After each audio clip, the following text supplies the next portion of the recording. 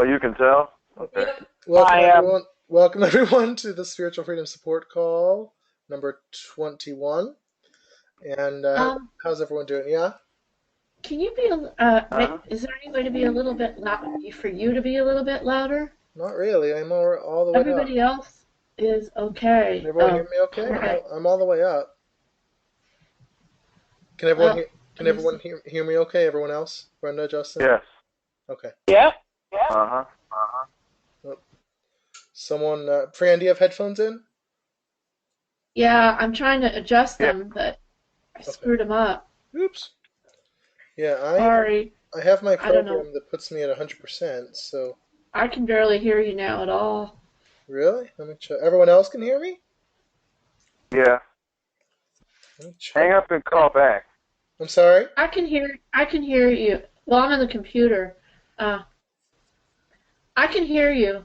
It's okay. I'll just hear you It's not not. as well. Let me see here. It is, yeah, 100%. So I don't know. I'll try to bring the microphone a little closer, but everyone else can hear me. So maybe your computer just doesn't like me. Probably. Anyway, so how's everyone doing today? Not bad, I'm doing. Oh, doing pretty good. huh? Doing Good, good. good. How's everyone doing? Silence. Not bad. I'm drinking coffee. That's probably a good thing. Coffee's great. I felt so. Let me first of all say that this Yeah. weekend we are finally restarting our podcast. All right. Um, given given success, we we tried to record it last night, and then afterwards we talked for like an hour, and then the app crashed, and I lost my recording, and I was so upset. Oh no. Yeah, Justin, I felt so Wait, bad. It wait, you said it crashed halfway through. it crashed. We didn't know. It crashed when we were in the middle of our conversation, but it was after the Oh, yeah, okay, recording, I remember that. so I thought it should. I thought it should have saved it, but it didn't. I even called up GoToMeeting and was like, I had a recording that is not listing, and I'm assuming it's not there. But I just want to make sure. And the guy's like, yeah, it's gone. So we're gonna re-record it tomorrow, right, Justin? That works, yeah. Tomorrow. But Yeah. yeah, so the podcast we released this weekend will be episode 11. It's the Co-Create Your Life one. Lesson learned: no talking after Yeah, podcast afterwards or we're just gonna like wrap up and say bye because that's I'm not doing that one again. Um, and then um, and then we're also so that will be on the blog, so keep an eye out for that. And then we're also releasing a new podcast.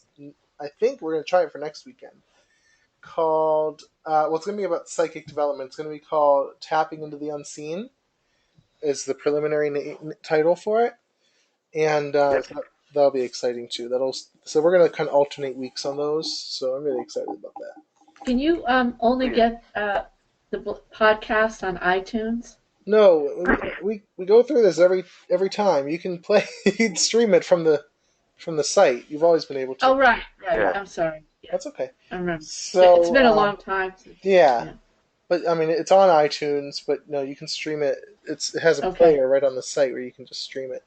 And I am gonna provide transcripts, at least is that my plan right now, um, for each podcast because some people like to read instead, and it's good for search engine optimization.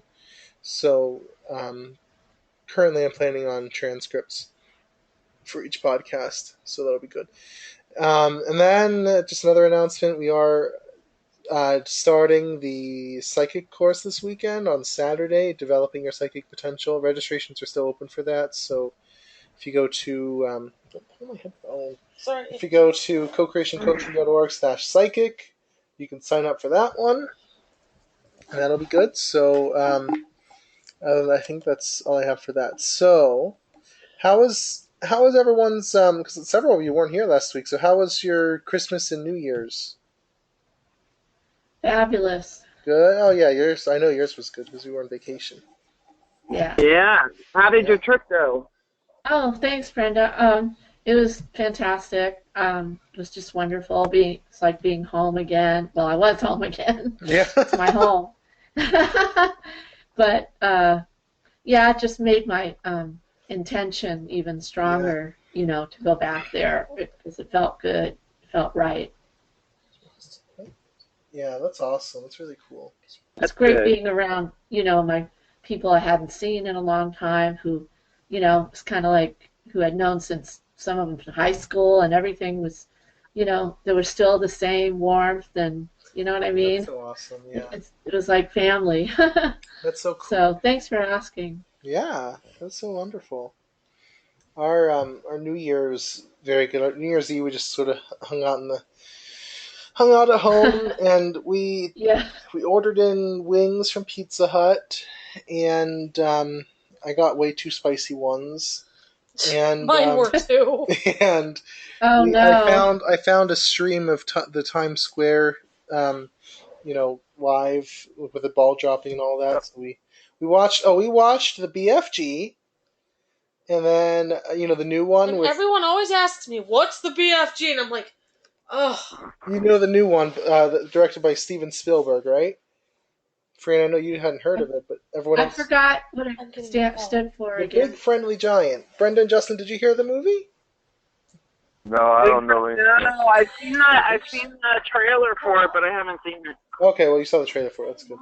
So yeah. Is it a kids movie or is it for everybody? I mean, it's from Disney, but Yeah. I mean, It's definitely a movie I wouldn't look at. it was good, Justin. It was good. I'm sorry. It was. Have you ever read the book? Disney movie? Yeah, No, it's a Disney movie. Yeah, but Disney has some good movies. Oh, Have they do actually. Have you ever read the book, the BFG? Nope. No, it's such a good book. No. I mean, it is very kiddish. I mean, it's it's meant for kids, but like the movie's not like animated or cartoonish, or it's a real like the CGI is involved and all that kind of stuff. But it was really good. I wasn't sure because some of the reviews were sort of dicey, but it ended up being a really good movie. Was it Pixar by any chance? Because I think they're owned by Disney. No, it was Disney. Pixar. I don't think no, it wasn't Pixar. Pixar. Did anybody ever see Up? Yes. That was incredible. Trouble unscrewing the espresso maker. I need you to try to unscrew it. Okay, you'll be back. Yeah, they wanted to ask for your help, but obviously. Yeah, I'm sort of occupied. But I'm gonna go try. Okay. Okay. All right. I'll be right back. Christine will be back soon. She has to go. I have to be help with Superwoman for a minute. something. So, but yeah, I saw Up. Who asked? Was it? Who asked? Me. That one? Fran asked that. Yeah, Up, Yeah, Up was good. That was a good one. Oh, that was beautiful. And that was animated, but it was really for adults. Yeah, the BFG was not animated, but it was super good. But like I said, the reviews were sort of mixed, so I wasn't sure, but it ended up being really good. So we watched that around I think 9 or quarter after 9. We got it on, but we rented it from iTunes, and then after that we just watched the ball drop and had our noise makers or whatever, and it was fun. We had a lot of fun. So kind of a low key thing going on, but Yeah. it was good. So, let's start out with questions that people might have about anything at all. Any questions today? Not today, no. Good. Remote connection Oh, lost. sorry, that's my Apple TV that you might have heard. Fran and Justin? Nope. You don't usually, Fran? No. Really? No questions today from you. All right. No, it wasn't. Well, I'm sure that. What is that supposed to mean? Nothing. Um, Nothing. But it's just. I'm just kidding. I'll figure something out. No, I don't care. It's fine. I did get one recently, but I think I'm going to answer it on the next podcast instead of. I don't think I'll answer it here. I got one through email the other day from someone. So okay, so there's. Did everyone see the blog post from yesterday? Went right along with the podcast. I didn't get a chance to read it though. Yeah, I Yeah, didn't it was about either. total Get a chance to read it. freedom from resistance, So what I wanted to bring up, we'll go in this direction, then we'll see where everything takes us. What I want to bring up was a discussion I was having. This has nothing to do with the blog. Yesterday it was someone chatted with me last night on the live chat, and was asking about the common advice that like it's always better to like you should always try to feel good, right? No matter what's going on, like feeling good is the way um, to getting your manifestations, right? I think Christine's back already. I hear someone on the porch. So I'm gonna see there. That's her. She's Well, back what already. about the blog? What about the blog that you wrote about people that aren't happy but that still get a lot of manifestation? Right, exactly. Just I got think that. Go ahead, Justin. I think he's going to that because somebody was asking those same questions last Oh, night. Right. okay. Yeah, I did have a blog post with that. So anyway, someone was asking about that because like Abraham will say that just feel better, just feel good, right? But so, and I was actually thinking about this recently, but this person asking this kind of prompted me to, okay, I'm going to write a blog post about this next week, but we'll discuss it today a bit. But it's all right. So what I have been thinking about, you know, just to summarize, yesterday's blog post was about the importance of resistance. It's about the resistance release cycle. Okay, and Justin, we've talked about this, but Yeah. things go in a cycle of um, resistance or tension, and then release or relaxation or completion, or any of those terms is good, right? And both of those are necessary. A lot of people will say, "Can I just be totally free from resistance, and then everything's good, and I don't have to do anything else, and whatnot?" And the answer is no. As long as you're in a human body, you're always going to be having resistance, and that's just part of growth. That's just part of life. Um, so, kind of outgrowth from that is you know how is it always better? Okay, so I did say you don't always have to be happy to get what you want. That's true. But is it better to is it always better to feel good about your manifestation? And surprisingly, the answer to that is going to be no, because basically there are three things happening when you have resistance going on, and then you find a way to feel better, and only one of those three things is desirable. Okay, I'm going to type this topic down so I don't forget to keep my outline. Okay, so let's say you have major resistance about something, right? And you want to try to feel better about that. So, You mean about a goal or about anything? about your manifestation, Okay. right? So, your first option, and obviously, when you think of your manifestation, your subconscious mind is going to bring up resistance, right? Your first option is to, what you call it, to enter the zero state, become detached from the resistance, dissociate from it, work through it, whatever, right? And that's how you feel better. You enter the zero state. You move towards the emotion, the vibrational signature of your goal, right? That's our basic technique, right? Hmm? Mm-hmm. Sorry. So that's number one, and that's desirable. If you do that, you're telling your subconscious mind, okay, I know you have this resistance, I know you have this limiting belief, but I'm going to focus on this instead, and this is more important, right? And that's good. Yep. You have two other options that could be going on that I see quite frequently. And the first thing is that basically you drop your vision. So your vision, your goal, your manifestation is so stressful, is so resistant that you just drop it. You say, "Well, Yeah. I really want that, and me wanting that is creating resistance, so never mind." Now, when you do that, instantly you're going to have relief. And so, and this is why it's so nuanced, and why I'm trying to explain all this really in a detailed way. Because a lot of judgment teachers will say, okay, there's relief. That's a good thing. That means you're more aligned. No, it doesn't. It means that you drop your vision. It means that you just sort of gave up on it, and you're just going to stay where you are. Yeah. So right away, you'll feel instant relief. That's better. But you're not going to move anywhere because you didn't actually make any changes. You didn't actually remember about letting your goal transform you. You didn't let it do that. You gave up. You let go of the vision, and because you did that, you're back at square one. You're just going to remain stagnant. Okay, that's the second thing. That's the second way of feeling good. And that's the first way that just doesn't work. It's not going to do anything for you that's productive, right?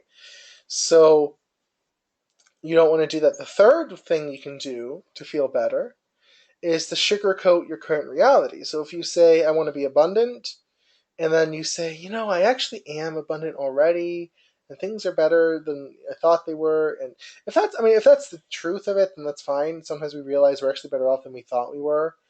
But if you try to sugarcoat reality to kind of not be so far away from what you want, Yeah. that like if someone has a job they don't like, and so they're trying to manifest a new job, and people will say, make peace with your current job. So people, I think someone sneezed. Bless you. So people will say, they'll try to come up with stuff they love about their current job, and that's fine in itself. But sometimes you just don't know. Sometimes you don't. But you also have to accept you don't like it, and you also have to, you have to not try to make it better than it really is to you, right? You don't want to sugarcoat it, because if you do that, yes, you're feeling better because you're like, I can look forward to these other aspects that are good, right? But you're robbing yourself of the tension, of the resistance necessary to transform you into the person who can have your goal. So that's the third thing. I could never do that. No, me neither. I'm not good at sugarcoating. I could never say, if I don't like something, I don't like it. I right. I'm the same way. I just Yeah. can't. I mean, Too. is that a fault or a failing of mine?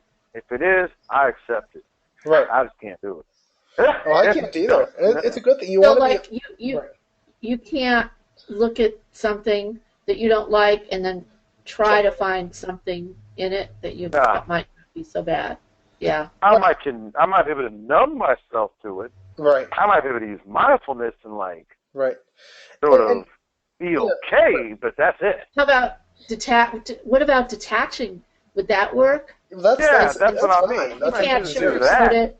But I ain't trying. I'm not going to try to find anything that I'm okay with. Right. Right. No. Right.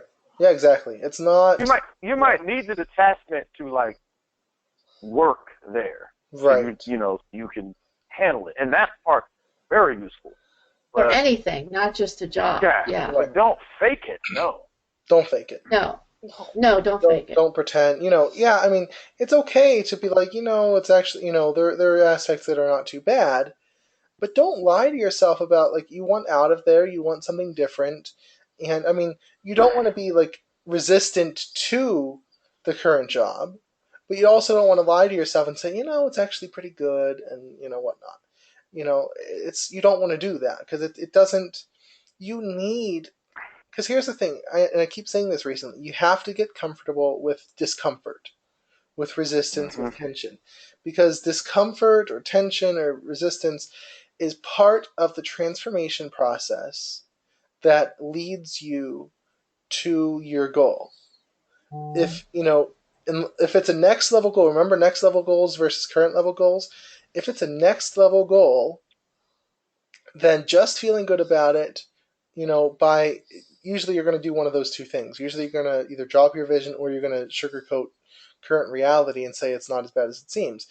So either one of those is going to keep you at the current level, because you can't just pretend everything's great and feel good. And even like Abraham will say, if you can't feel good about your current situation, just feel good about something else, and then it'll come. No, it won't. You're not the person who can receive it. You're not the person, if I say I want $1 million and then I go and feel good about other stuff and don't even think about it, it's not going to come. No. Try it, really. I mean, again, any of this stuff, just try it. Try it and see if it works, and it won't. Because you're not that type of person. You're not a person who can receive $1 million right now, unless you already do, right? that's just how it is. It requires transformation. You have to be transformed by your goal. Your goal has to change you as much as you change reality. And yeah, and I use the feeling good about other stuff as an escape, and sometimes that's necessary. There's nothing wrong with that. Right. But you need to understand that your main focus, or in that situation, is to change and or transform the undesirable situation to one that's more desirable. Right. If you have to do you can't run away from that. Right. But by all means, go to the game on Saturday. Exactly. Right. Don't be like Spartan and try to like conquer it right the second. It takes time. That's okay. Do stuff you enjoy, but don't run away from it. Don't actively run away from it, because it's not going to change if you don't let yourself be transformed by the vision of your desire. It's just not going to happen. You can't just say, I want this, and then forget about it, feel good about something totally random. Like, I've been on the Abraham forum, and I've seen people say, oh, just ask for your desire, and then just go and think about puppies and kittens and bubbles and all day, and then it'll come. They call it pivoting. Pivoting. Yeah. You know how many people that worked for? None. They now have bubbles that taste good. You call it pivoting? To pivot. When you start to feel... Pivoting is actually feeling good about your current situation. It's not distraction. They call it the distraction is what they call it. Oh, the way I got it was that you're feeling bad, and to pivot is put yourself in that, feeling better place. Pivoting is finding, they describe it as two ends of a stick. You have the unwanted end and the wanted end. And so if if I hate my job and that's the unwanted end, so to pivot is to find the wanted end. What do I like about my job? Well, it pays the bills and it does this and that. It's whatever. That's pivoting. It's feeling good about your desire. That can be comforting, and it doesn't necessarily have to keep you back. You still have your goal. I mean, but again, some people will get comfortable with, well, it's not as bad. It's not so bad. It's not so bad. Well, so then, any of those techniques work if you keep in perspective that you really are in a spot that you don't like. Right. But you have to admit that. Right. It's okay to pivot. It's okay to be like, well, I am getting my bills paid, and then that plus going to the game on Saturday. Maybe next week you come to you start thinking about your manifestation of a new job, and you start at a slightly higher place, and then you get more universal help. All of that can happen, but the long and short of it is, you cannot hide from your goal. I never did that. I've been in this situation for years. I was in this situation before, so I know it backwards and forwards. You are in a spot you don't like. Because people will. I've seen it also. They'll say, why don't you leave the situation? Well, it's not so bad. It's not so bad. Yeah, it is. It's bad. You're just numb to it because you've been dealing with it for so long. You're just numb to it. Yeah, it is bad. So admit it's bad. That's really horrible. You've been telling me that for the past 2 hours. It's not so bad. But they won't have, again, remember the courage. It takes courage to choose your goal. Remember the deliberate choice. It's scary. 2 weeks. Just say, you know what? Yes, I'm not where I want to be, and I choose to be somewhere different. That's scary. Yes. It's really scary. So, it's really easy to say, well, it's not so bad. It seems zen and stoic and all that, but no. It's safe.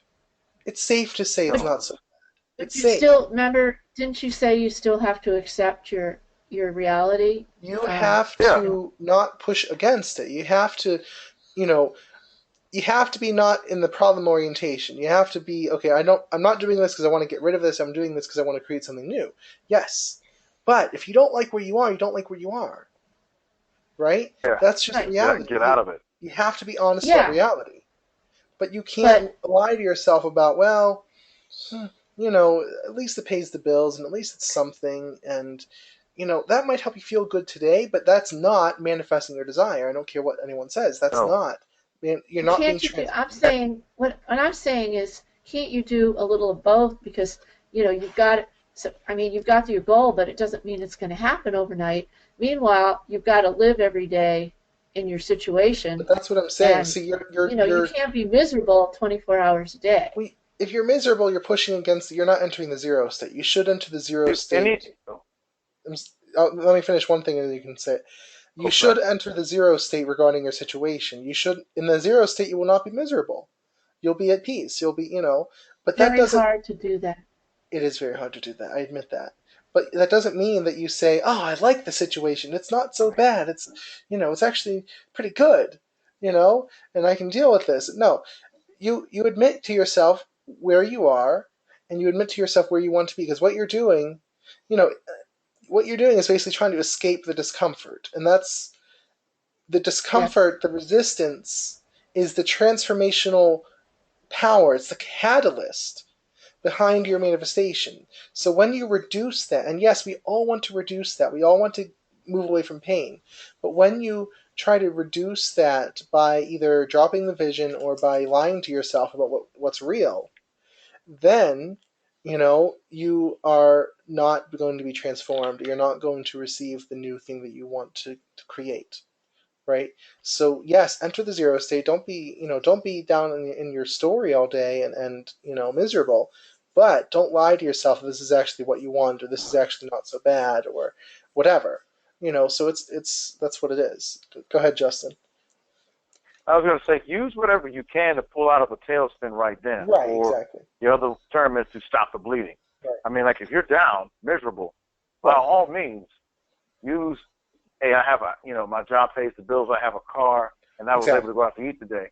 Use that to make yourself feel better. Hey, have that someplace you can look at and read every day. You have to, but don't forget that you overall are in a spot you don't like. So you want to go and manifest something else. Don't use it as to hide. Don't use it and forget what your main goal is. Use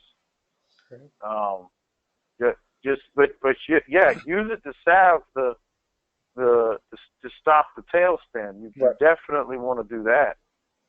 What about it's not gonna bring you closer. What about keeping that goal, the next level goal, but you've got, like, for me, I just wrote a list of some short-term, easier goals, but things that I really need and want, and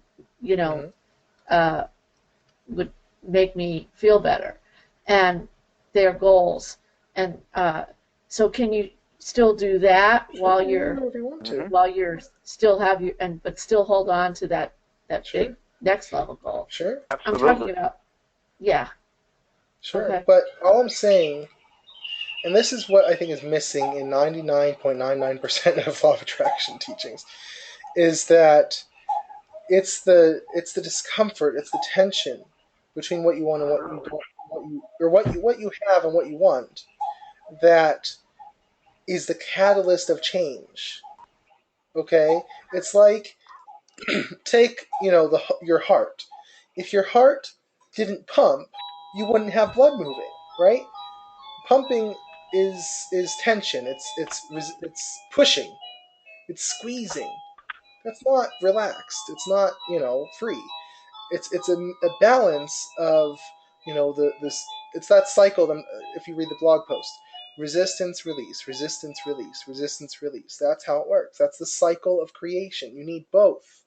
So you need that tension that's going to be the catalyst of your change, and then you need to arrive and release, and then kind of get used to that new level before you try to move on.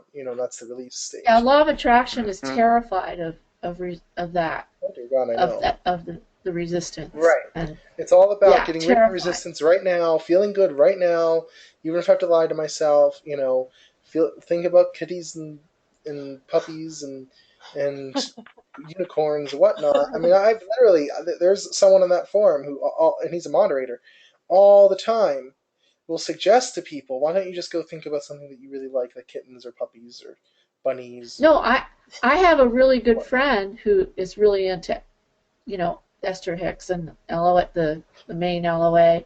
And if I say anything to her Right. that smacks of resistance, she takes it as, oh my God, you're being so negative. Stop it. You're negating everything. She goes nuts. So I've learned to just not even talk to her about that stuff. And it feels so fake, doesn't it? Just to be on this Yes, superficial, of course.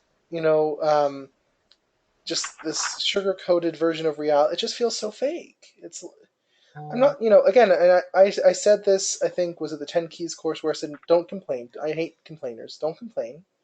But Yeah, don't complain. be real. Be real about things. Be real. Well, try to keep your language in the language of creation, I Right. language, and Exactly. to the best of your ability. But don't. If you miss it, don't worry about it. Right. When you're speaking of your manifestation, try to talk about it positively. But you know what? If you miss it, don't freak out about it. Exactly. Just know that your words can have effects because you're energy user, Mm-hmm. and keep moving. Don't worry about you're so negative. I can't do that's fake. That's fake. Yeah, That's I'm negative so right now. fake. There's a reason. And and I've said this before. Sometimes this hasn't happened to me for a while, but sometimes I would just have, and this is about the zero state. I would just have a wave of, I'm not going to go so far as depression. I would say melancholy, just flow through, and I would try to get rid of it. I would try to fight it, whatever.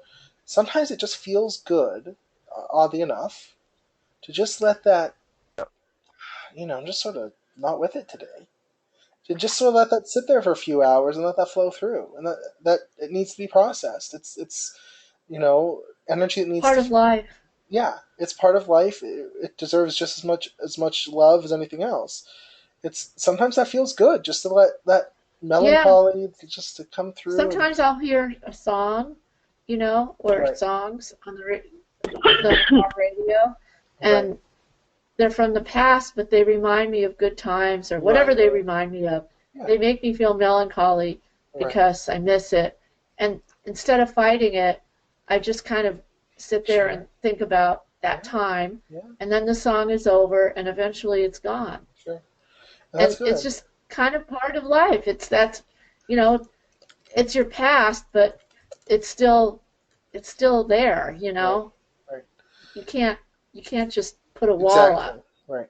Yeah, that's it's sometimes it just feels good to do that and to just sort of be I'm just not with it today, and that's okay. And that's from the zero state, and that's why I don't like the line of thinking that says be in the vortex or in a joyful state or in happiness or whatever, because that's just an emotion. The zero state, unless it's real. Yeah, but don't try to be there 24/7. The zero state is impartial to emotions. If happiness is here, awesome. Celebrate the happiness. But you know what? If melancholy or a bit of sadness is here, that's okay. It feels good sometimes. That's okay. Don't fight it. Don't try to change it. Being in the zero state does not mean you're not going to have negative emotions. People who are so-called, awakened or enlightened, do you think they are free of negative emotions? Absolutely not. God. No way.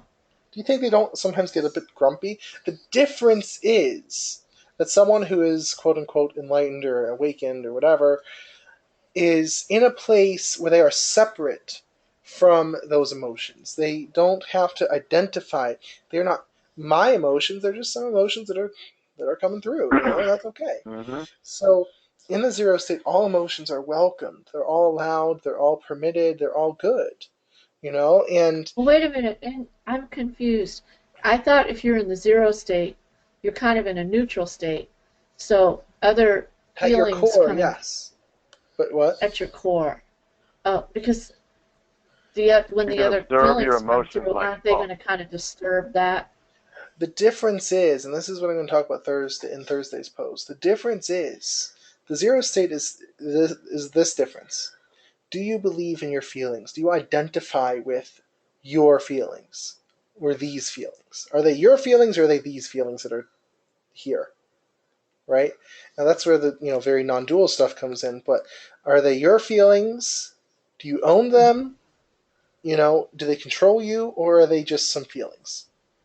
Okay, the zero state is making that transition from my feelings to these feelings that are present here. Is So, that go ahead. okay? Go ahead. Well, I wanted to ask Justin and Brenda if they were familiar with Jeff Foster. Oh, he's awesome. No, but what I was going to say about the zero state was, imagine thoughts and emotions floating by you down the river. If you want to pick one up and observe it, you can, Right. or you can just let it go. Okay. Right? You can pick it up, observe it, and put it back. You can even ask questions. Right. Why am I feeling this? Why is this here? And you get an answer, and you just let it go. We're like in the. the emotion is there, but you don't focus on it. You just let it do its thing. Well, that's Right. that's what this guy Jeff Foster, who's on YouTube a lot, but he's great. He's British, and he just says, like emotions want to be part of your the family. Right. In other words, they just, they're not harmful. They just want to. He was saying, like the metaphor, oh, sadness has just come to the door, Exactly. and all it doesn't want to hurt you. All it wants to do is be recognized. Now, And then it can be let go. Then it goes on its way. Exactly.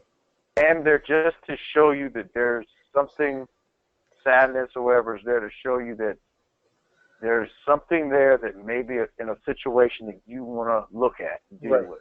Right. Whatever that is. It's a messenger. It's a warning That's what sign. Joe Tabanala, who did the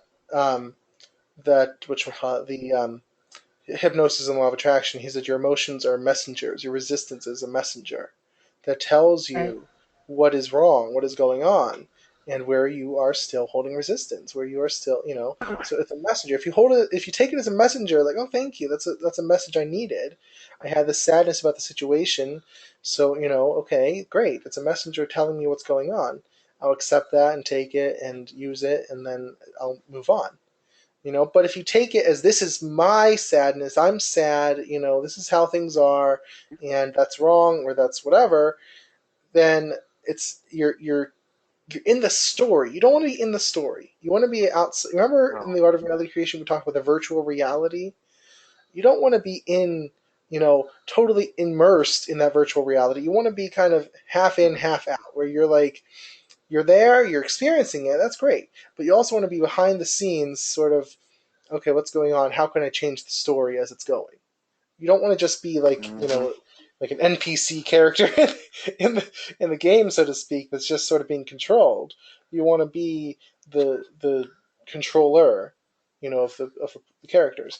So it's you want to be out of the story. You want to create your own story, even, which I'm going to talk about Thursday. But the metaphor that I did use in the podcast, and I hope I remember to use it tomorrow, is I compared emotions, or I compared the zero state, or just your general like inner state, to a wheel. And a wheel has spokes, right, coming out from a hub. And so all your thoughts, all your emotions, all your beliefs are like those spokes. And when you're in the story, when you're out in those spokes, you're getting tossed around, you're moving around and around and around and getting tossed about, right? But if you are in the zero state, you're at the hub, you're at the center. If you go literally like to the direct center of that wheel, there's no movement. Everything's moving around you. Right? It's just there's stillness in the center. And so that's the zero state. You still have those things moving around you, but you're not in those. You're not with them. You're not identified. You're in the hub. You're in the center, where those are just moving and revolving around you. And then Well, go ahead. Okay, so go on. Sorry. No, as you remove your focus from them, they are starved. They dissolve. They go away, and you can focus on what you would rather create. Go ahead. But don't sometimes feelings come up for a reason to when it's we wouldn't be making any progress with things like spurring you on maybe to an action that you need to take.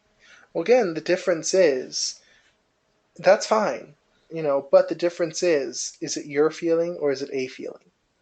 That's the only difference. And if I you can, think you hmm, can tell. I mean, if you're sort of not totally enlightened, you don't have to be totally enlightened, but I think you can feel it in your gut if it's the right action. If it well, is we'll be giving talking you, about that in the psychic spurring you on. course, right? What?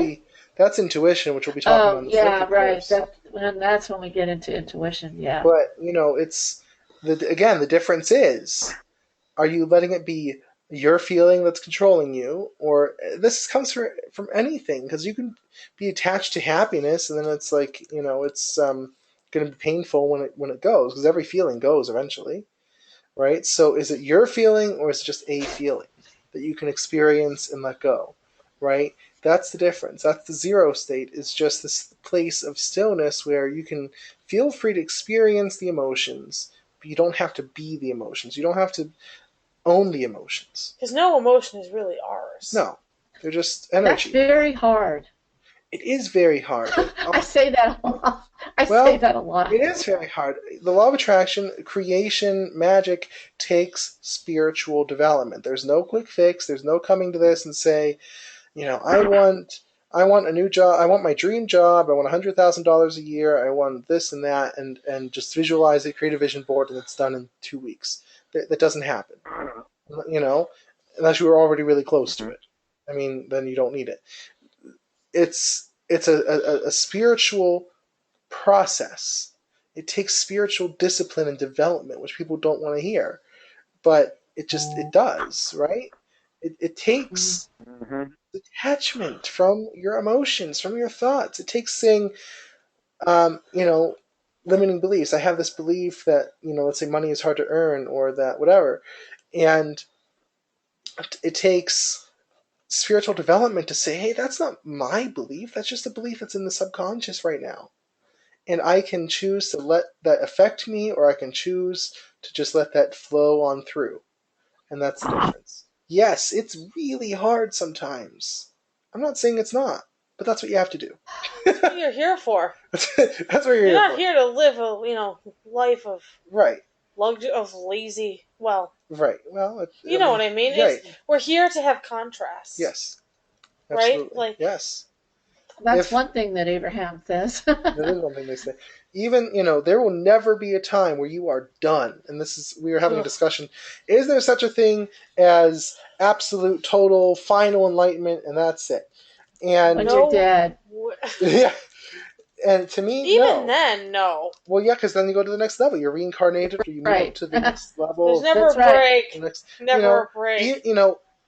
to me, and I've read about a lot of quote unquote enlightened masters, and they all have still something driving them forward. What do you think's that thing driving them forward? It's the recognition.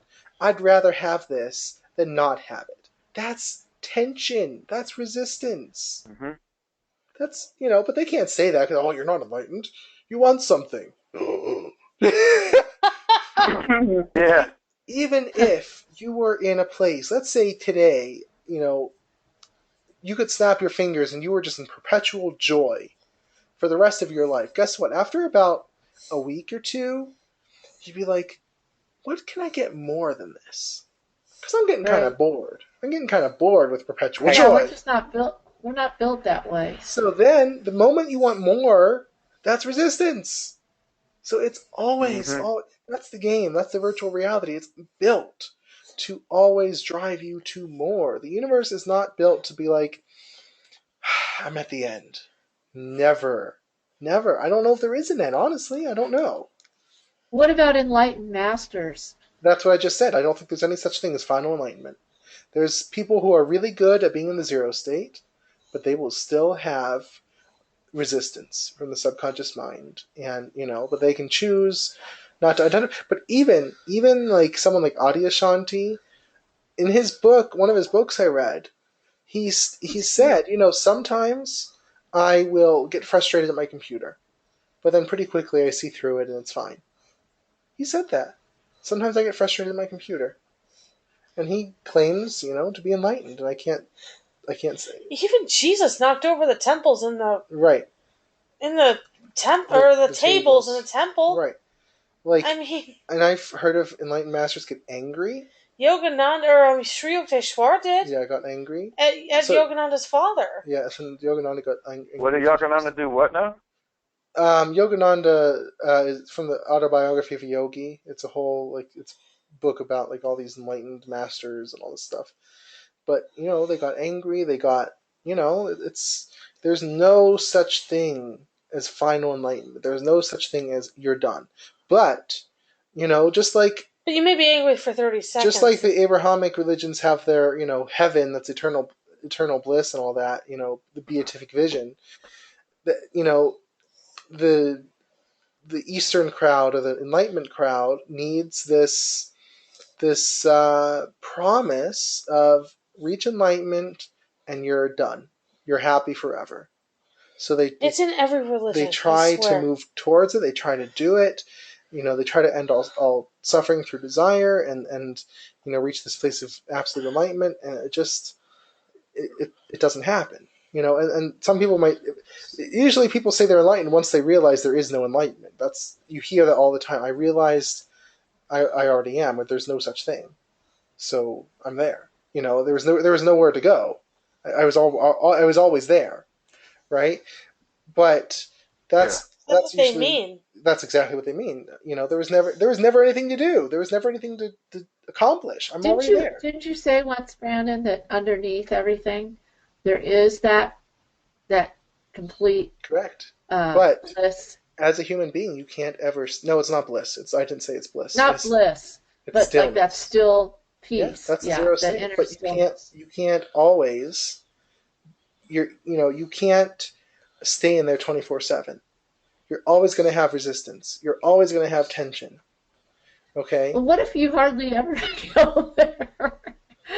I'd like to kind of once in a while, go down there and you can once in a while, and that's check it out. That's fine, but you're never going to be there forever, and where everything's just great, and there's no. What people want is they want to choose one end of the spectrum of emotions and not the other. They want to choose the happy end and get rid of the sad end or the negative end. It's not possible. You can be in the zero state and still have sadness. You can be enlightened and still be angry or sad. So you can even be in the zero state, most of the time. It doesn't mean you won't be sad or angry or upset sometimes. Because that's an emotion. That's the human experience. That's an emotion, and it's allowed. It doesn't mean you won't have a desire. It doesn't mean that you don't, strive for something. It just means that most of the time you can be here in the zero state, and it's cool. But you're always going to have, 1 foot in the spiritual, 1 foot in the physical, where you are going to experience pain, suffering, tension, resistance, discomfort. You're going to. That's the physical world for you. Right? There's not right. a way to get rid of that. But when you are in that zero state, that is the best time. If you can let's say you're not always in the zero state before you go to sleep, and you find yourself in it in the middle of the day or whatever. Would that be a good time to kind of try to get the essence of your desire? Let me ask you, because that's the basics of what I've been. Well, yeah. Of everything. Because it doesn't happen that much for me, and I figure I better grab it while I can get it. Yeah, but that thought, I better grab it while I can get it, will toss you right out of the zero state. Maybe I didn't word it right, but that's what that when I get in that place, right. I usually know I'm calm, and I really want to kind of feel that. Right. I worded that badly. Right. No, that's fine. Right, but. Sometimes just sit there too. Sometimes just be there, Yeah. But yeah, there's never any such thing as always being happy. Not possible. Not possible. You may as well not be human. Because you're always going to want something more than what you have. That's just humanity. That's just. Why did the Buddha, after he was enlightened under the tree or whatever, why did he take on disciples? Why did he teach them his way? Why did he talk? Why did he do all that? Because he wanted to create. I don't care what people will say, oh, it's just the movement of the universe through him. No. He wanted to create. He wanted to, perpetuate his ideas, his teachings. That's how the universe is moving through him. Is Exactly. he's creating. Right. But people try to take away all doership from it. Like, oh, he didn't want it. Yeah. It's just what happened. No, I'm sorry. No, he did want to do it. Why? You can't. If you don't want, you Yeah. don't even get up in the morning. Ask a person who's depressed. They won't get out of bed. Why? Because they don't want. They won't get out of bed. They can't. They don't want. I've been there. That's right. Right. An enlightened person still wants. Why are all these enlightened people, Jeff Foster included, Byron Katie, all these other people. And she was depressed. She was depressed. Right. Why are all these people going around teaching and talking all the time? Why? And they desire. Because they want to do that. Is it the same to them to either do it or not do it? They might tell you it is, but I guarantee it's not. They choose to do it. They don't have to. They could just sit there. Right. In perpetual whatever they're in. Perpetual whatever. Right. That's, there's something driving them forward, and that is the cycle of creation. That is the resistance. That is the tension. That's driving them forward, because they would rather have that than to just sit quietly all day. And some maybe might want to. There are hermits out there. Sure. That's their choice. What is a hermit? I mean, there's still, he's going to be driven to eat eventually, or to drink, or, to use the bathroom. Well, then you have some saints or whatever that don't eat a thing. Supposedly. I don't know if I believe it. But, they don't, so some people just want to be a monk, and that's just their thing. But there's still... I'd love to interview one of them, because I guarantee there's still something. I know. Wouldn't it be cool to interview, a total hermit? Because I guarantee there's something that's still driving them. Why are they a hermit in the first place? What's driving them to do that? That's still a drive? But would they even talk to you because they're a hermit? Probably not. But do you know what I mean? So it's you can't get rid of desire. You can't get rid of it, and a lot of people try, but you can't get rid of it. So that's the nature. You would dispel them in 30 seconds. Yeah, I don't know, but that's the nature of reality. You can't get rid of resistance. You can't get rid of tension. You can't get rid of, and again, I'm not saying this is you got to read yesterday's blog post about total freedom from resistance. Is it possible? You have the cycle. You need the tension, and then you need the release. The tension, and then the release. It's a cycle. So yes, you will have times in the zero state. You will have really happy, relaxed, awesome times, and you will have times of striving and working towards something new. That's just the cycle of it. You can't have all of either of those ends of the spectrum. You can't stay in one or the other. You can't. I'm done creating. I'm just going to stay here. You can't do it. You can't. It's creation. It's in creation. Constantly is moving forward, right? So that's how it works. Any other questions or thoughts about that? What a good discussion. That was really good. I know. I'm excited to talk about it next week, because again, there's this. It's one of my favorite things to kind of take a common, sacred cow of law of attraction, and sort of say, not so much. Because there's so much, just feel good. Just think about puppies and kittens. Do they really say puppies and kittens? I'm serious. They say puppies and kittens. They really, really do. They really, really do.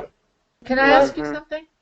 Yeah, of course. That's why we're on the call. I think I've asked you this before. I think I've asked you this. I don't remember.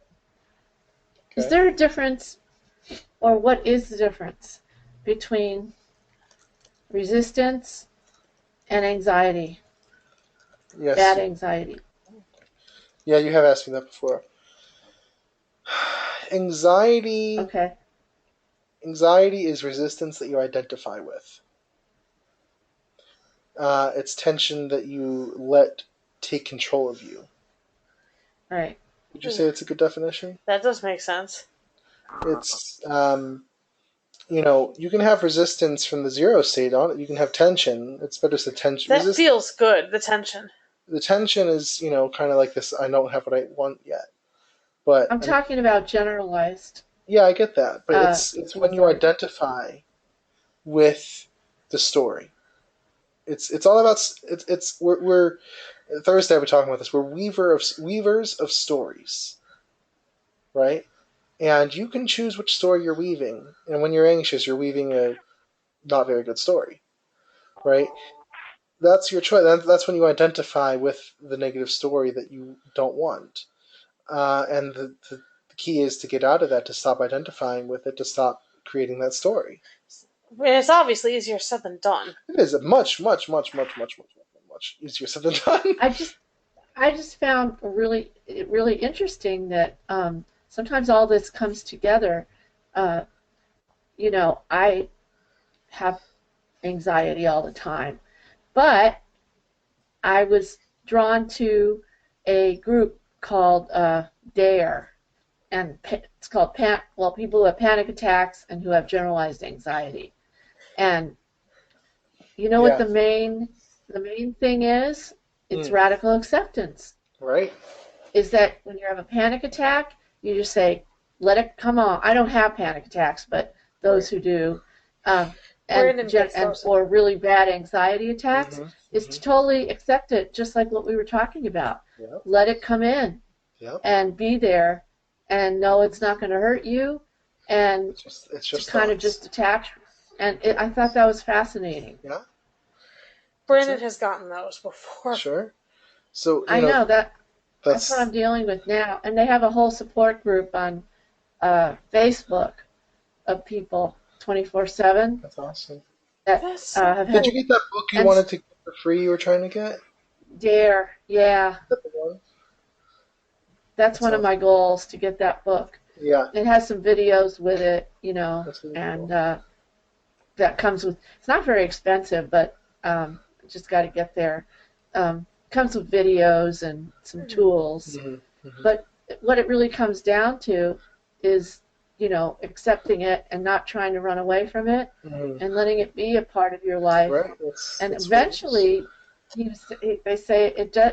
A lot of the people in the forum, they say it actually goes away. It does. It does. Yeah, absolutely.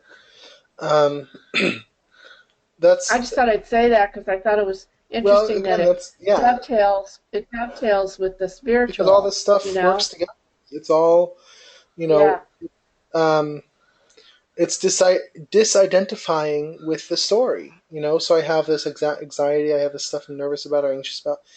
I'm identified with the story. I am in it. I am in the VR. I am in the game, and I am playing the role. And I don't like it.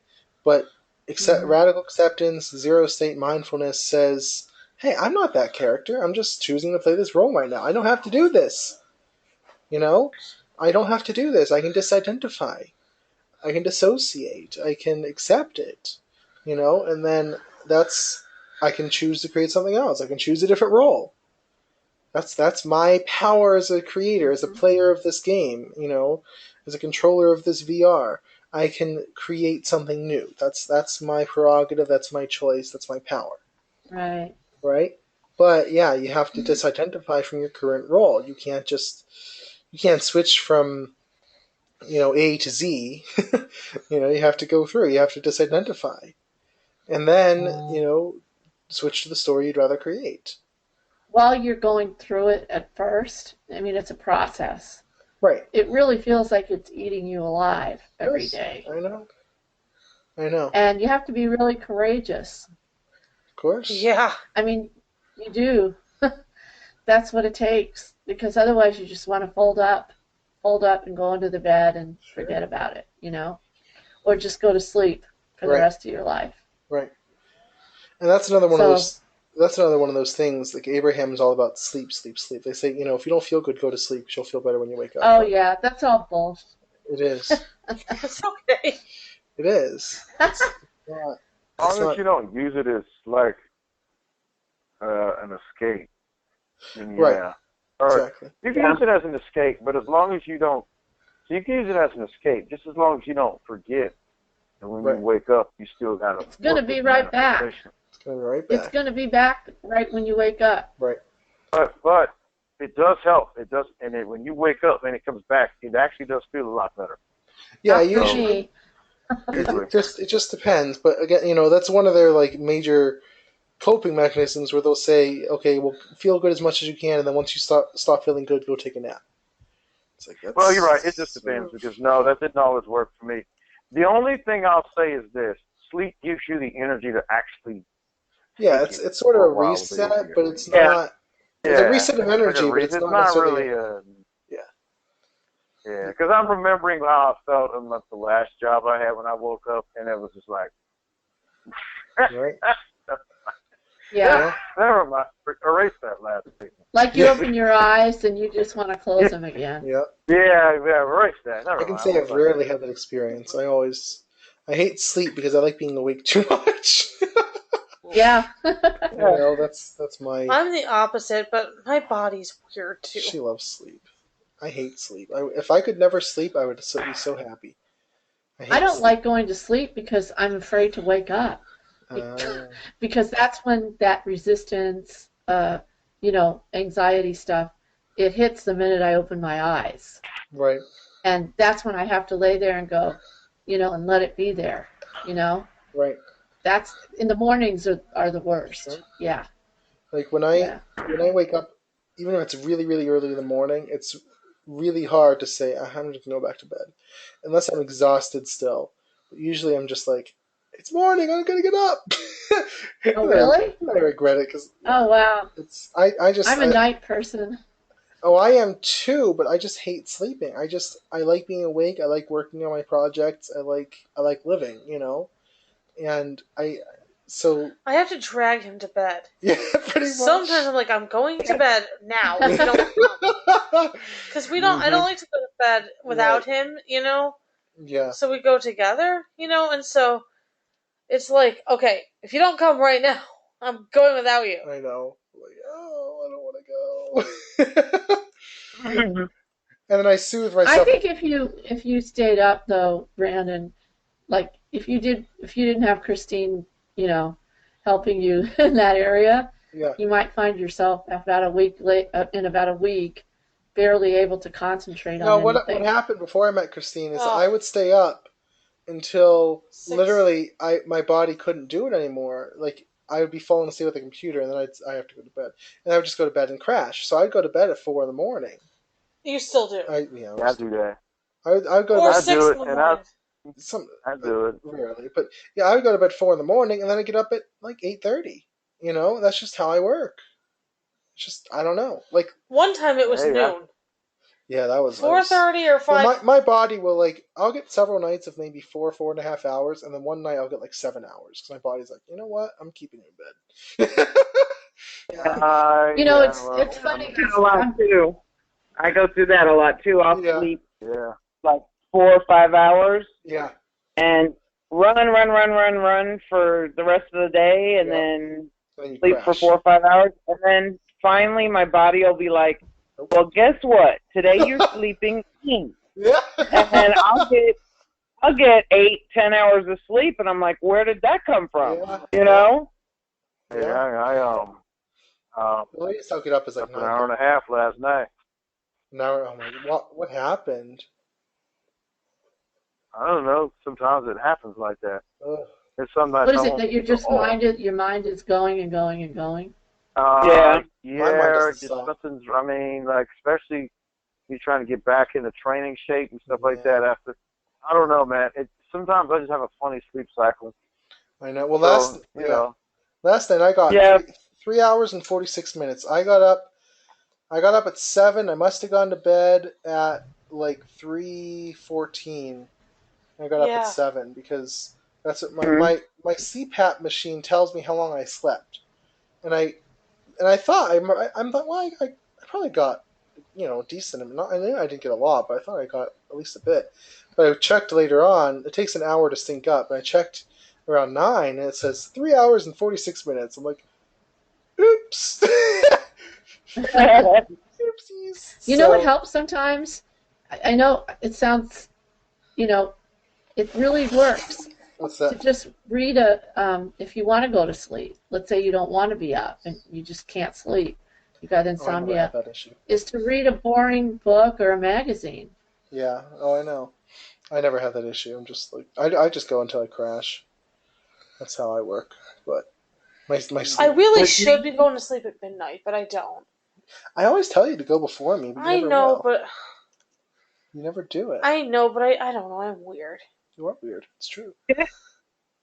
With me, if I go to sleep and say 2 hours later I wake up, either for the call of nature or something wakes me or I just wake up, I'm up. Yeah. I may go back to sleep later. That's how I am. I know. But I'm the not. opposite. My criterion is this. If it's 7 o'clock or after in the morning, I'm up. I don't care if I went to bed at 4. Wow. If it's 7 or later, I'm up. If it's like 7:30, I don't like go back to sleep. I'm sorry. Unless my body's like, oh, you're sleeping. If I'm really feeling like super tired, then I will maybe. But if it's 7 or after, that's my litmus test if I should get up or not. Because I always check the time when I wake up. I have my cell phone right next to me, so if it's 7 or after, I'm awake. You know. I usually go to sleep the minute my head hits a pillow. It takes me 15 minutes. It's always been like that. But then my mom told me, even when I was a little kid, that I wanted to sleep late and then stay up all night. But I was not I've never been a morning person.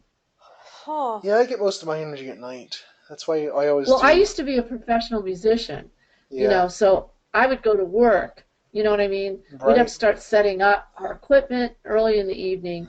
We'd start playing at 9, and we'd stop at 1 or 2, and then we'd go eat afterwards, you know? Oh, there's nothing better. Dinner. I was in a fraternity. I loved it. We would make late night runs sometimes. There's nothing better than going out and eating at like 2 in the morning. I would do it. Oh my it's so God. much Those fun. are my favorite days when we were nights. When we I love doing that. In my fraternity, I would still do it. Anyone want to go to Eaton Park? I'm like, yeah! Absolutely. But yeah, I love those days. Brandon we'd be like at a 24-hour deli, eating tons of food at like 3 in the morning. And there's nothing better than that. Brandon and then we'd have to lug our... Yeah, sure I was. I used to work until like 2. I used to work until like 1:32 in the morning. Yeah. And the people that I worked with, they're like, hey, you want to go to Denny's? Let's go to Denny's. And we'd sit and eat Denny's just hang out till like 4 or 5 in the morning. I wish I could do that. Like, I wish I had a car to, But at Duquesne, the pizza places would close at 2 in the morning. I could order at 12:30, 1 o'clock if I wanted to. Here, I have to order by like 11 if I want to get anything. They have stuff at midnight or 1, I thought. Midnight, maybe. I don't know about 1. Most things close. In Johnstown, it's worse. My hometown, everything closes by 11, pretty much. Everything. It's boring. I'm just shocked because there's a college here. I know, but Pittsburgh is like really a lot more active though. Has a lot of nightlife there, so everything's open later. Anyway, that's super off topic. But that's all right. So other questions about any of the stuff we discussed or anything else? God, I can't believe it's an hour and 10 minutes has gone by already. Yeah, it goes fast, doesn't it? That's because Brandon is cool. I am pretty cool. I'm just kidding. Yeah. Very. I'm psyched. I keep doing this, and it's unintentional, I swear. I'm psyched for the psychic course. Brandon always said he wanted to be a psychic when he grew up. I did. He even didn't you say you predicted somebody broke their arm or something? Yeah, when I was a kid, when I was like 9 years old, I'd call up my friends, like, "Hey, I'm a psychic. I can tell what's you're gonna go to college. And you're gonna be this." And were you right? I think a lot of. I don't remember honestly. I don't know. I was like 9. Well, there's a time they say when kids are, because I was that way for a certain age before adolescence. They found this phenomena that there are a lot of kids that are very psychic at that age. Yeah. I think I'm more. I predicted that a boat ride that we went on with our friends, that I predicted every single thing that was going to happen. Mm-hmm. When I woke up in the morning, I was very disturbed, and I was like 10, and I said, I don't think we should go on this boat today. Not today. And they were all like, no, come on. And I told them the motor was going to conk out. They were going to mess up the back of the boat. Everything happened. Both motors conked out. The boat was drifting between LA and. Has anybody heard of Catalina? Ever heard of Catalina? Yeah. It's an island that's kind of out further, and we were stuck and we had to be rescued, and there were sharks circling. It was a pretty big boat too, but everything I said came true, and the adults were looking at me like, "Oh my God, she's a witch." Yeah. I just knew, and I predicted all this stuff, and then it just kind of went away when I got a little older. A lot of people say that I think I'm more intuitive or psychic today than I was when I was a kid. I had to develop it. Yep. I didn't have any. The only thing that really happened to me when I was a kid, or when I actually about like a preteen, it was one of my mother's boyfriends was really bad news, and one day I don't know what it was. She picked me up from school that day. For some reason, I just felt really, really bad about this guy. And I'm like, I just get a really bad feeling. And then I went off to this summer camp for blind people, and her boyfriend, we lived on like 5 acres of land, and he threatened to commit suicide. He took a gun and went up and hid up in the woods on our land. And my mother had to call the police and all this fun stuff, and it was so that's the one thing that I did. I didn't know what would happen, but I got a really bad feeling. Did you even tell her? Yeah, I did tell her. But I now she always asks you, "What do you get? What do you get?" Oh my gosh, my whole family, my cousin, every so often will try to force me into a tarot reading for her. Like, I don't like reading for family. It's hard. Man, no. Yeah, or Christine will try. It's funny that you mentioned camp.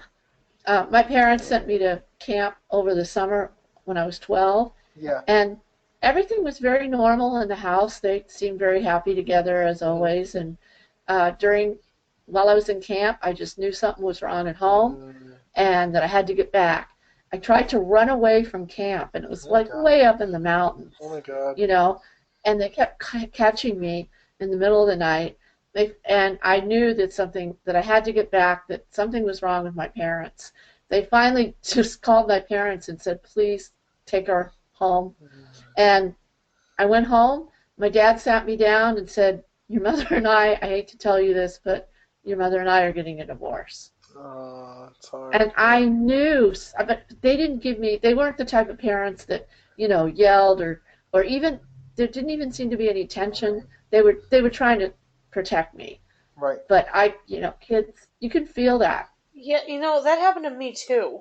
Well, it happened to you 5 years ahead of time. No, well. What? She had a dream that her parents were going to get divorced, right? Yeah, well, no, well, I had a dream. It was weird.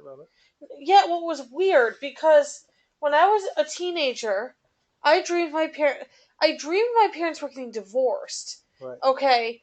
A few months later, they told me they were separating. I thought it was like. Had they been fighting or anything? I didn't know about the fighting. I thought you were like 10 when you had. See, I didn't either. Yeah. No, I was well. Because I thought they were 15 you were 15 when they separated, right? I was 15 when they separated. I thought you were like 10 when you had the dream.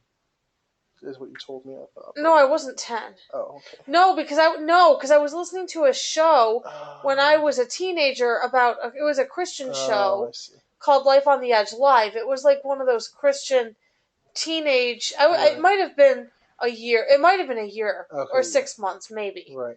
It was a while. Okay, but I thought it was weird, and at first, and it was a show about what teenagers go through. For this, ministry, And at first I thought it was because, kids would call in about their parents being divorced. So at first that's what I thought it was. So I'm like, okay, whatever. So fast forward maybe a few months later, I get the same dream. Mm-hmm. Nothing. There was no show about it. So I'm like, okay, this is weird. Why am I getting the same dream? And this is probably like maybe a few months before it happened. Mm-hmm. And I go down to my parents and say, "Are you guys getting? I dreamed that you guys were getting divorced." And my dad's like, no. Like very emphatically. Like, I'm like, okay. Like, it's just a dream. I can hear that. I can see him doing that, too. Yeah. I'm like, okay, whatever. September 23rd of 2005, they sit us down, and there you go. But they didn't get divorced until I was in college, but because it took forever for that to happen. But it was just weird. And I don't ever get prophetic dreams, or what do you call them? Intuitive, psychic dreams or whatever. Mm-hmm. I never. That was my only prophetic. I've never had a prophetic dream. I've never. I had a lot of deja vu dreams, and I'll be going along my day, and I'll go, wait a minute, I've been here before. And it's just this mundane moment of just somebody says a word. Yeah, right. And there's just this sequence of, it's like the setting plus the lighting plus the person and the inflection and the tone. Yeah, I get all that of it gets together in this moment of like deja vu. It's a feeling. It's an emotion, really strong. Yeah, I get it. And then the other thing is, I told a friend of mine that his friend was going to leave him and not take him to the mountains, and it happened. He's like, he called me a few months later. You know what? You told me he was going to leave me. I said, yeah, he did. And then I've actually just predicted a lot of things, like as far as, no, this situation is going to end badly. Or, I get that too. Oh, that's a good idea. It's like you can just, and I can just feel it when something is or isn't going to work out. And it doesn't, and I'm just right. I get that too, because sorry, go ahead. And so I do a lot of that kind of stuff, and a lot of the weird dreams, and it's just I'm actually pretty psychic. I don't like to say that really too much, but right. I sort of get feelings about situations people's lives. I actually projected from my body without even knowing what it was. Or... Fran. What? I'm in the middle of trying to say something. What? I'm in the middle of trying to say something, and you start talking. I'm sorry. Once you have momentum in your conversation, there is no stopping you. Well, I'm gonna shut up now. You're not gonna hear another word from me. I apologize, Justin. I apologize. Not that at all. It's just I was about to say something in relation to what Justin said, and then you were going on different tangents. I guess I just get excited. Yeah. It's okay. I do it too. It's okay. Anyway, I'm sorry. Where's the friend? I get the same thing, Justin, with predicting situations, because like Christine has this friend that has been in so many relationships, and she used to always want to ask me, like through Christine. I don't know if I ever talked to her, but she visited like once or twice. You've messaged her, I think. No, I don't think I have. I don't know. Yeah. Anyway, but she would always ask Christine to ask me if her relationship was going to work out, and I would always, I mean, it never has. That was. You've always been correct. But I always, she would always ask me, and then I don't know. I just I don't want to keep trying to predict. I don't know. I didn't feel good about it, but for a while I would just always, it's not. I don't feel good about it. But I with relationships, for some reason, I'm really good at predicting the outcome. I don't know why. But I just get a feeling about relationships. You're good at everything. So a lot of times I'll just ask you if I should do something. I know. So, it's interesting. I don't know. I always get feelings about that kind of stuff, though. But now you can proceed, Fran. I have nothing to say now. No, you're talking about astral projection. I astrally projected. That's awesome. Out of nowhere. I want to do that. And it was wonderful. And when I told my mom, she freaked out and told me not to get involved with that kind of stuff. Scared me. I didn't even do it on purpose. But I found out later that she was psychic. Right. But she was from the old school, of like, oh my God, from Russia and all that. We don't want to fool around with that. And so she scared me out of it. Never happened again. I heard this really, really creepy story from the psychic subreddit, I think it was. I don't know. Did you tell me about this? I don't think so. So usually, Ouija boards are very, very volatile tool. Oh, yeah. Really, but someone was asking about Ouija board stories. So most of them were pretty negative. There was this one person, I don't know if it was a guy or a girl, but this one person who said, "Yeah, we were all, this guy and his friends, or I don't know if it was friends or siblings or what, but like let's say 4 friends, were all playing around with this Ouija board one day, and they knew about spiritualism, they knew how to do a seance and how to protect themselves, so they did all the right steps, right? So it was good. But anyway, they get in contact with the spirit. At first, they thought, the spirit. They were like, at the time, they were like maybe 12, 13 years old. Oh boy! And the spirit started predicting, well, this person's sister is going to get married at 19. You're going to get married at 22, and your sister's going to is going to have 3 children. You're going to have 4 children, right? And at first he's like, it's just someone playing around, or it's not real. And then it gets all these different. I don't know what else but it said a whole bunch of other details. Well, every detail of that spirit's predictions came true. Now, here's the creepy part. The guy said the only thing that didn't come true was that it is. Now I know it's a guy because he said it about his wife. Is that my wife and I only had 2 children.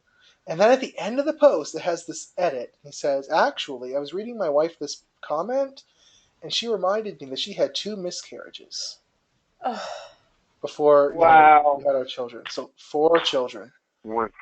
That's wow. Wow. That's like, whoa. She had 2 miscarriages before the 2 children? Right, before the 2 live children. Oh my God, that's hilarious. Isn't it? Like, well, that's. I don't want to say it's hilarious, but yeah. But not that part, but the yeah, no, I get it. Entire story.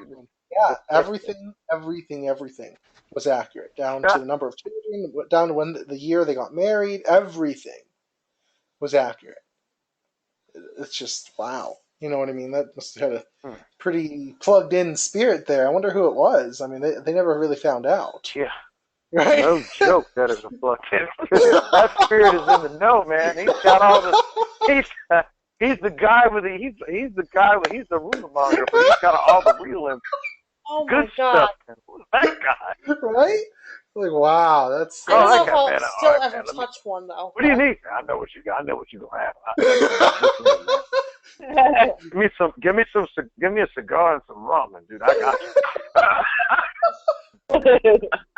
Oh God! I don't know if I could ever touch one. I tried to make a homemade Ouija board when I was younger because obviously I can't see them, so I tried to make one in Braille. I tried a regular one, it didn't work. I tried a Braille one, didn't work, and then I tried one with a friend, and it did work. But I am almost positive he's the type of person who would manipulate it, and it was just given nonsense. I don't think it actually worked. But my friend Josh, he tried it. Yeah, if you're gonna do it, you'd use a gateway spirit like St. Peter to make sure you got one you could work with. Well, another psychic I really respect. She is she has a certain spirit guide that acts as her kind of bouncer, so to speak. Like he will, I think his name is Bob actually, but Bob. Bob. But the spirit guide of hers will, only because when she first started getting started in psychic stuff, she said, "Look, spirits, you can come to me. I will help you whenever, anywhere, anytime, except for at night," because she was afraid of getting freaked out. So her spirit guide would make sure no one would come to her at night. Just show up in the middle of the night and appear to her, and and that kind of stuff. And but and then he makes sure that the right spirits come to her that needs to come to her and that kind of stuff. So he's kind of her. The filter that you were talking about, Justin. So you can have a spirit guide do that too, or whatever. Usually you'll have I don't talk about this in the psychic course, but usually you have one spirit guide who's going to be your contact when it comes to psychic stuff. Mm-hmm. It's very common. A guide or an angel, right? Whichever one. Anything you want to do. I mean, I always communicate with Hecate for psychic stuff, and that works for me. But just through. It can be a guide, a god, an angel, whatever. But so yeah, That's even better. Get back! Yeah. Oh, God on my side. But yeah, it's I'm just kidding. that's how it works. Yeah, you definitely want some kind of, because I used to. Oh my God, that's the one thing I did have. I have seen spirits since I can remember. I don't even know how long. You used to think they were like real objects. Well, here's the thing. My blindness, I can sense objects around me. So like when I would be in high school, I would be walking down the hall and I would know exactly when to turn down the hall because I would the sensory input of the wall on my left side, let's say, would end, and I would, there's an opening there. Not the sound. It wasn't. I can do that. It's not the sound, Justin. You'll probably because Christine. It's echolocation. But it wasn't just the sound. Is. Yeah, but it was just, there's an opening. And Christine would test me on this when we'd be walking back from class in college. We'd pass this one place where there was either sometimes a car and sometimes not a car. It was a parking lot. It was right. With our apartment. There was always a parking lot we had to cross. Right. And I'd say, there's a car. Well, it's the same sense for me with spirits. Okay? Like if I tune in right now, I can see at least 2 or 3 entities. It's just our guides. I can see at least 2 or 3 entities, one around Christine, about 2 around me. And it's the same. I can't sense those. It's the same sensory thing as objects. So I've had the thing. Can you see them around us? Yes, I just have to tune in energetically. Yeah, I can. Yeah, I can do it. So I would have cool. something where one of my, I don't know what it was to this day, but one of my guides when I was younger, when I'd be going to sleep, he would get super close up and personal. I don't know if he was doing like an energy attunement on me, but he would be like really like up near my head, usually in my crown chakra or third eye chakra, doing this stuff. And I'd feel it was so real. I'd literally be like, are you sure there's not a wall there? Like I would reach out and there would be empty space. And I knew it was a spirit, but it was just so close to the physical. It was so real. And I used to freak out one of my babysitters. So I would say, there's a spirit like behind the computer chair. She's like, you're kidding. No. But see, I'd be fascinated. But it's always been so real to me. I've always been, and I can tell male or female by the sense of the energy, spirit guide or random other entity or astro entity or whatever, positive or negative, and I can sense all that. But it's the same. It's the same sense as objects, and I can do it with thought forms too. I can create a thought form around my body, my auric field, and I can sense it just as real as, let's say, a car or a wall. And I can do it. Right. You can do it too, huh? I'm doing it right now. Blind thing. I am too. And I used to. Swinging the energy thing around.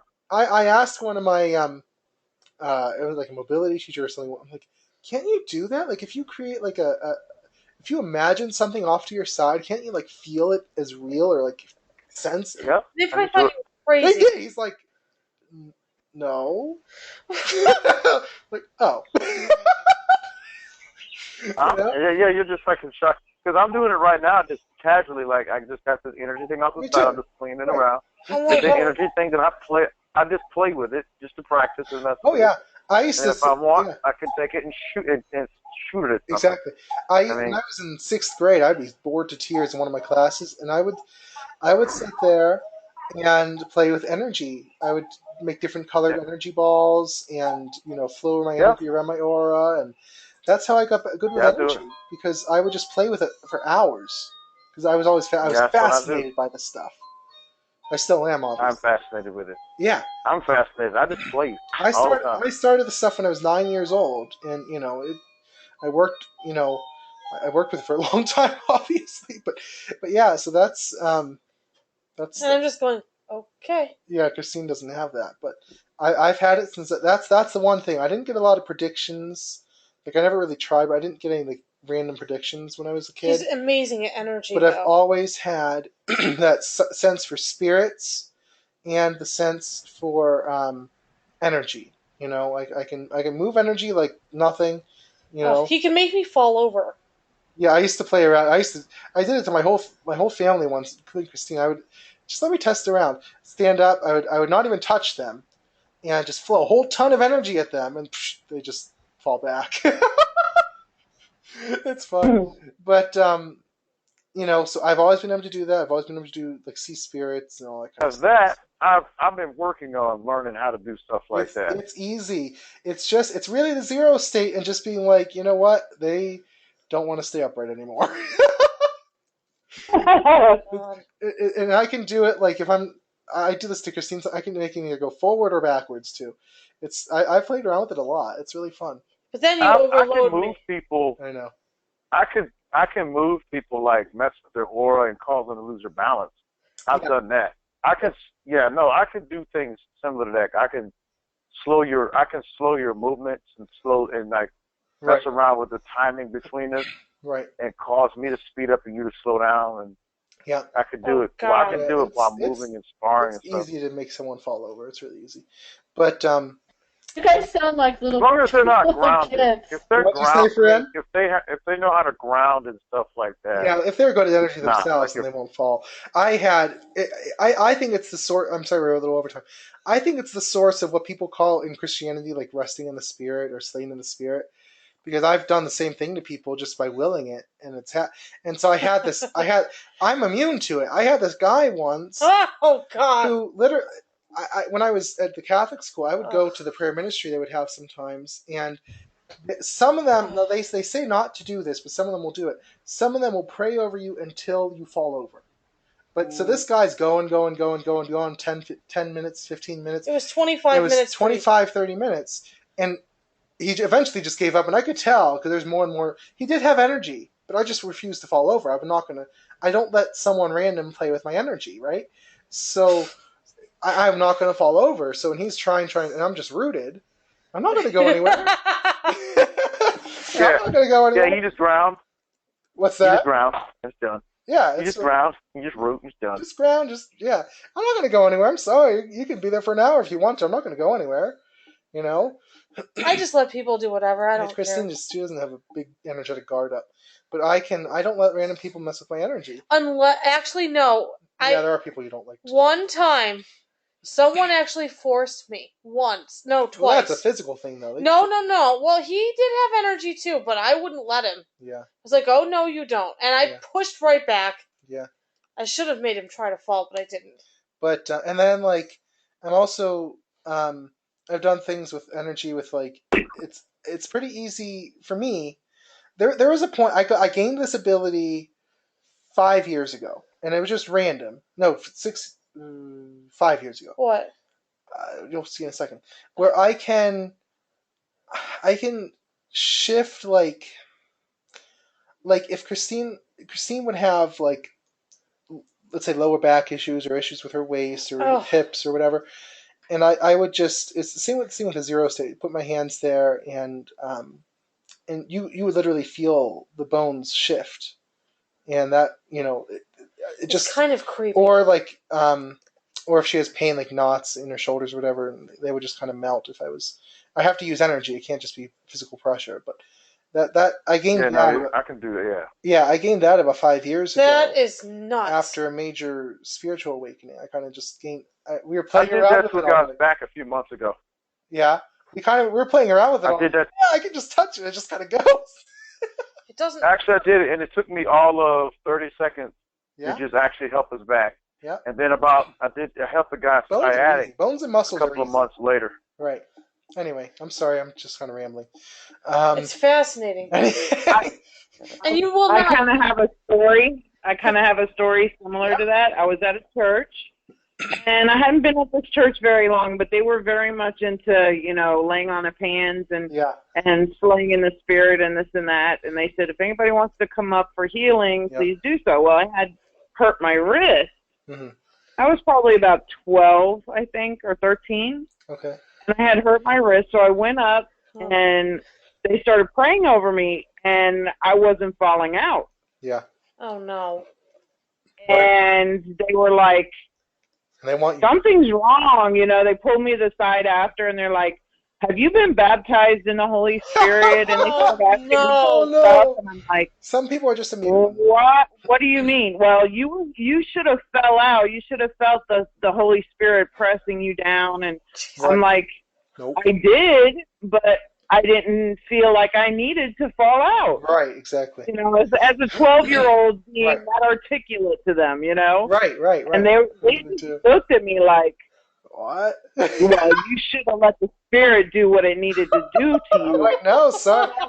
And that's the thing, you know. Actually, I shouldn't have. No. Yeah, actually, no. It's actually your energy that you're trying to force on me, and I'm not going to do that. I know you wouldn't have the words back then, but it's not some, you know, I mean, it comes from universal energy, but it's your energy that you're trying to push me over with. I'm not going to go there. Well, doesn't it come from? Yeah, exactly. Yeah, but I mean, it's your it's your energy field. It's through. It's channeled though. Can you move things, Brandon, with your energy? Like what? Move objects. Move objects. That's one thing I haven't done. Yeah. Have you? Because you can imbalance a guy by messing with his aura. Oh, I can do it to a person. I haven't done it to an inanimate object. It's messing around with objects is a little different. Yeah, I can do a person very easily because they have energy I can interact with, but an object is hard. You know, I used to try, but I've never. I will I will do healing on our cat when he gets sick. Our cat is trained. If he gets sick, right afterwards he will come over to me and lay on me, and he wants me to work on his stomach, and I will do healing for his stomach, and then he when he has had enough. Wow, that's cool. Yeah. So I will do that. I wish I could do that with my cat. Yeah. So our cat always knows when he's sick, he always comes over.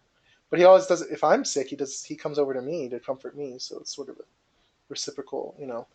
But yeah, inanimate objects are a lot harder because they don't have the same sort of active, alive energy field as a person or animal. With a person, you can just make them, or you can just a person. You can. But I mean, I can do stuff kind of similar to what you were doing. Yeah.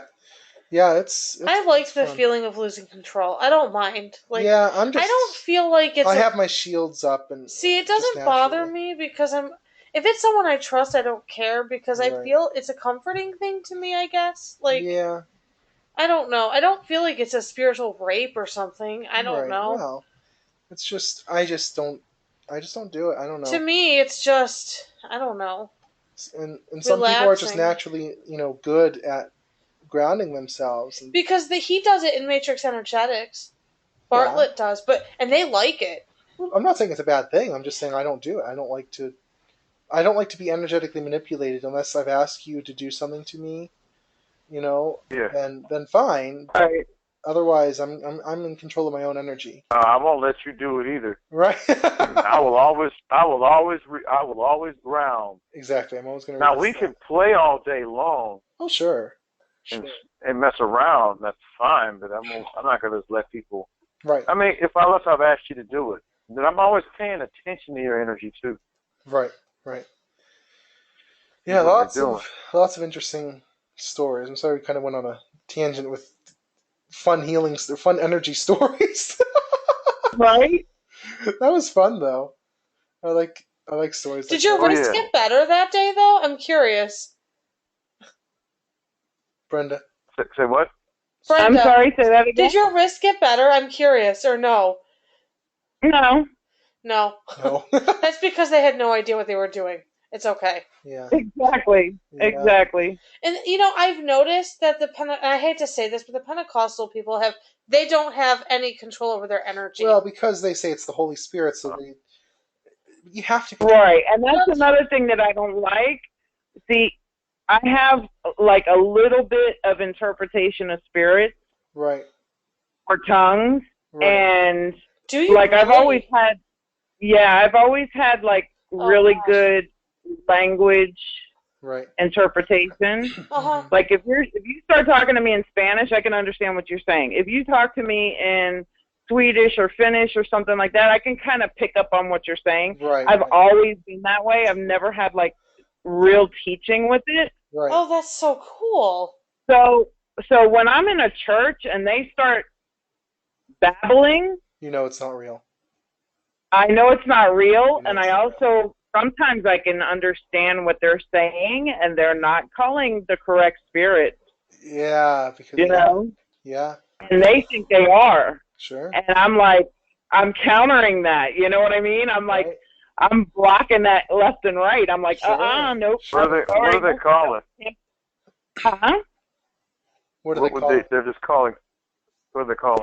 They weren't calling, like, if you want to say heavenly spirits, they were calling evil spirits. Other stuff. Really? Because they have bad Or at least stuff going spirits on that in weren't. life. Right. Or spirits Yeah, that just weren't in alignment with what you guys were. Or Right. spirits that just weren't in alignment with what you guys were doing.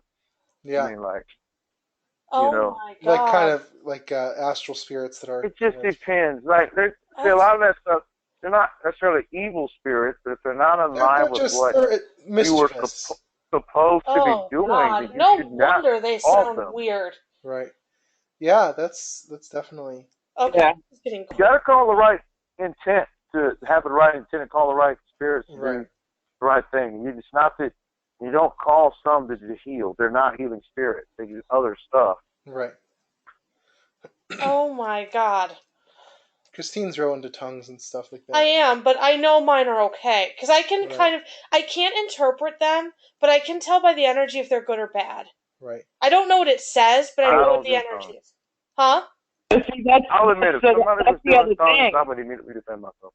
What? The guys, if you go by the biblical rules behind speaking in tongues, the person speaking is not supposed to also have the interpretation. No. Right. But most interpretations, and Christine used to try to get me into the charismatic stuff. Most interpretations, I will tell you, they have no idea what they're doing because they will. God loves you and He's proud of you. Yeah, that's not an interpretation. Really? Someone had to come up and speak in tongues just so God can say He's proud of us? No, I don't think so. I knew they weren't right. Come on. It's always so cliche. It's like, okay, they spoke for like 3 minutes and then you gave us a 30-second message. I mean, that must be some... But I don't believe that's real. Ent language. You ever read The Lord of the Rings and the Ents? The trees that take like 2 days to say hello? Like, right. But I don't believe that stuff. I'm talking the prayer things. Yeah. But anyway. But yeah, that's somebody's sitting there going ba da ba da ba da ba da. That to me is a bunch of gibberish. Stupid, yeah. Stupid. And then you have ones that you can tell it's an actual language. Yeah. Yeah. And you sit there and you go, okay, and you just sit there and listen. And for me, I can feel it. I can feel if it's, good or bad, and I can feel not the intent, but not exactly a definition of what they're saying, but it's something similar to intent. Right. Yes, and something. I can give the gist of what they're saying, and sometimes it's just totally out there, like they're cursing, they're doing all kinds of stuff they should not be doing in there, and it's so. I one time I went to this one church, and this woman started speaking in tongues. Oh no! And I answered her. Really? And I said, "You need to be quiet now," is what I said to her. You said what? Sorry. Be quiet. You said she should. I said, you need to be quiet now. And I gave her, I don't know, some kind of look. I don't know what it was. I just looked at her when I said it. Gosh. And her face went white, and she sat down. She sat down. That's awesome. And I have no idea. I mean, I knew what I said, but I don't know what the words were. To me, it was, you need to be quiet now in English. Right. But everybody else around me said, you spoke another language. And I'm like, well, I didn't. Awesome. So, that's cool. That's awesome. Oh my God. Great. That's great. I hope we have lots of more experiences like this in the, like we can recall some of the stuff in the psychic course. That'll be fun. I know. All right, so closing. I'm sorry. That was fun. So again, the psychic course is still for registration. If you want to check it out, develop your intuition, you can go to co-creationcoaching.org/psychic, and and it will be there. It's also on the top of every page right now. I have it, advertised. So check it out. It'll be a lot. I'm really excited about it. I think it'll be a lot of fun. So we'll be starting out with some energy work type things, not healing, but just energy manipulation and feeling your own energy and stuff like that, and then do a whole bunch of other stuff. So it will be tons of fun. So this was a really enjoyable call today, though, wasn't it? It was great. I enjoyed myself. That was really awesome. That was great. We shared some good experiences. So I hope that everyone has a great week. And those who are in the course, I will see you on Saturday. All right? All right. Okay. 3 o'clock, Sounds right? good. 3 o'clock Saturday, right? Eastern. Yep, 3 o'clock. All right. Perfect. All right, then. All right. Bye, everyone. Bye. Bye. Bye. Brandon? Yes. Can I ask you a technical question? Turn off the... It's not part of this. No, because it's part of the Okay, I'll recording's on. I'll text it. All right. Bye. Have a good week. Bye. Bye.